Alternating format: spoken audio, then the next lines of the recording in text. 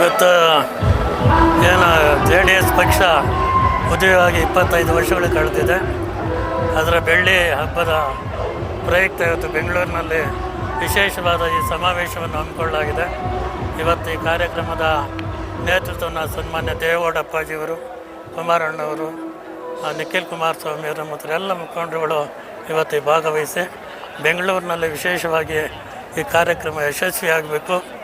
ಏಕೆಂದರೆ ಬೆಂಗಳೂರಿನಲ್ಲಿ ಈ ಕಾರ್ಯಕ್ರಮ ಯಶಸ್ವಿಯಾದರೆ ಮುಂದಿನ ದಿನಗಳಲ್ಲಿ ಬರ್ತಕ್ಕಂಥ ಚುನಾವಣೆಗಳಿಗೆ GBA ಇರ್ಬೋದು, MLA ಚುನಾವಣೆಗಳಿಗೆ ಇದು ಪೂರಕವಾದಂಥ ಇದು ಬೇಸ್ಮೆಂಟ್ ಆಗುತ್ತೆ. ಆ ದೃಷ್ಟಿನಲ್ಲಿ ಇವತ್ತು ಕನಿಷ್ಠ 1-1.5 ಲಕ್ಷ ಜನ ಇವತ್ತು ಈ ಕಾರ್ಯಕ್ರಮದಲ್ಲಿ ಭಾಗವಹಿಸಿ ಈ ಕಾರ್ಯಕ್ರಮ ಯಶಸ್ವಿ ಮಾಡೋದಕ್ಕೆ ಎಲ್ಲ ಪಕ್ಷದ ಎಲ್ಲ ಮುಖಂಡರುಗಳು, ಕಾರ್ಯಕರ್ತರು, 28 ಕ್ಷೇತ್ರಗಳ ಎಲ್ಲ ಅಧ್ಯಕ್ಷಗಳಾದಿಯಾಗಿ ಮುಖಂಡರುಗಳಾದಿಯಾಗಿ ಸಾಕಷ್ಟು ತಿಂಗಳಿಂದ ಶ್ರಮಪಟ್ಟು ಸಂಘಟನೆ ಮಾಡಿ ಅದರಲ್ಲೂ ವಿಶೇಷವಾಗಿ ಯಶವಂತಪುರ ಮತ್ತು ದಾಸಹಳ್ಳಿ ಭಾಗದಿಂದ ಸಾಕಷ್ಟು ಸುಮಾರು 25,000-30,000 ಜನ ಇವತ್ತು ಇಲ್ಲಿಂದಲೇ 2 ಕ್ಷೇತ್ರಗಳಿಂದ ಬರ್ತಾಯಿದ್ದಾರೆ. ಈ ಕಾರ್ಯಕ್ರಮ ಯಶಸ್ವಿಯಾಗುತ್ತೆ, ಅದರಲ್ಲಿ ಅನುಮಾನ ಎಲ್ಲ ನಿಜ. ಇವತ್ತು ಬೆಂಗಳೂರಿನಲ್ಲಿ ಸ್ವಲ್ಪ ಯೋಚನೆ ಮಾಡೋ ಜನ ಸನ್ಮಾನ್ಯ ಬೆಂಗಳೂರು ಅಭಿವೃದ್ಧಿ ಆಗಬೇಕಾದ್ರೆ ಯಾರಿಂದ? ಸನ್ಮಾನ್ಯ ದೇವೇಗೌಡಪ್ಪಾಜಿಯವರು ಮುಖ್ಯಮಂತ್ರಿ ಆಗಿದ್ದಾಗ ಮತ್ತು ಅವರು ಪ್ರಧಾನಮಂತ್ರಿ ಆಗಿದ್ದಾಗ ಬೆಂಗಳೂರಿಗೆ ಅನೇಕ ಯೋಜನೆಗಳನ್ನು ತಂದುಕೊಟ್ಟಿದ್ದಾರೆ. ಉದಾಹರಣೆಗೆ ಕುಡಿಯೋ ನೀರು, ಕಾವೇರಿ ನೀರು, 3ನೇ ಹಂತದ ಕಾವೇರಿ ನೀರನ್ನು ಸುಮಾರು ಅವರು ಪ್ರಧಾನಿ 1,350 ಕೋಟಿ ರೂಪಾಯಿಗಳನ್ನು ಬಿಡುಗಡೆ ಮಾಡಿ ತಂದಂಥದ್ದು.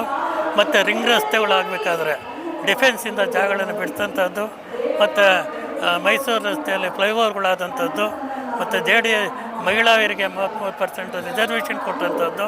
ಬೆಂಗಳೂರು ಅಭಿವೃದ್ಧಿ ಆಗಬೇಕು ಅಂತೇಳಿ ಇಡೀ ಬೆಂಗಳೂರು ಸರೌಂಡಿಂಗು 7 ನಗರಸಭೆ, 1 ಪುರಸಭೆ ರಚನೆ ಮಾಡಿ ಇವೆಲ್ಲ ಅಭಿವೃದ್ಧಿಗೆ ಕಾರಣಕರ್ತರಾದರೂ ಸನ್ಮಾನ್ಯ ದೇವೇಗೌಡರು.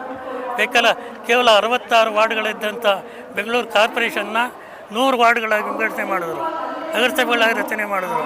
ಅದರ ಮುಖೇನ ಇಡೀ ಸರೌಂಡಿಂಗ್ ಇದ್ದಂಥ ಎಲ್ಲ ರೆವಿನ್ಯೂ ನಿವೇಶನಗಳನ್ನು ಸಕ್ರಮ ಮಾಡಿದಂಥದ್ದು.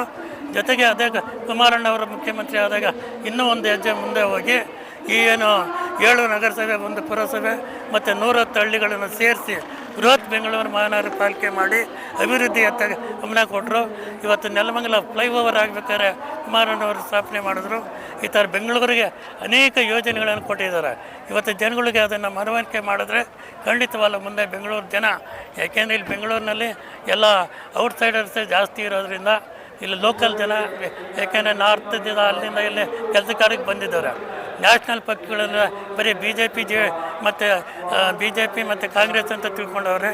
JDS ಇದೆ, ಅದರ ಮುಖಂಡರು ದೇವೇಗೌಡರಪ್ಪಾಜಿಯವರು, ಕುಮಾರಸ್ವಾಮಿಯವರು ಕೆಲಸ ಮಾಡಿದ್ರೆ ಮನವರಿಕೆ ಮಾಡಿದ್ರೆ ಮುಂದಿನ ದಿನಗಳಲ್ಲಿ ಬೆಂಗಳೂರಿನಲ್ಲಿ JDS ಪ್ರಬಲವಾಗಿ ಬೇರಿರುತ್ತೆ. ಯಶಸ್ಸನ್ನು ಕಂಡು ಅತಿ ಹೆಚ್ಚಿನ GBA ಚುನಾವಣೆಗಳಲ್ಲಿ ಇರ್ಬೋದು, MLA ಚುನಾವಣೆಗಳಲ್ಲಿ ಯಶಸ್ಸನ್ನು ಕಾಣ್ತೀವಿ, ಅದರಲ್ಲಿ ಅನುಮಾನ ಇಲ್ಲ. ಮತ್ತೆ JDS ಬರ್ತಾರೆ ಅಂತ ಒಂದು ಸುದ್ದಿ ಅದೇನೋ ಹೈ ಲೆವೆಲ್ ಹೈಕಮಾಂಡ್ ಮೇಲೆ ತೀರ್ಮಾನ, ನಮಗೇನೋ ಇಲ್ಲ ಹೈಕಮಾಂಡ್ ತೀರ್ಮಾನ.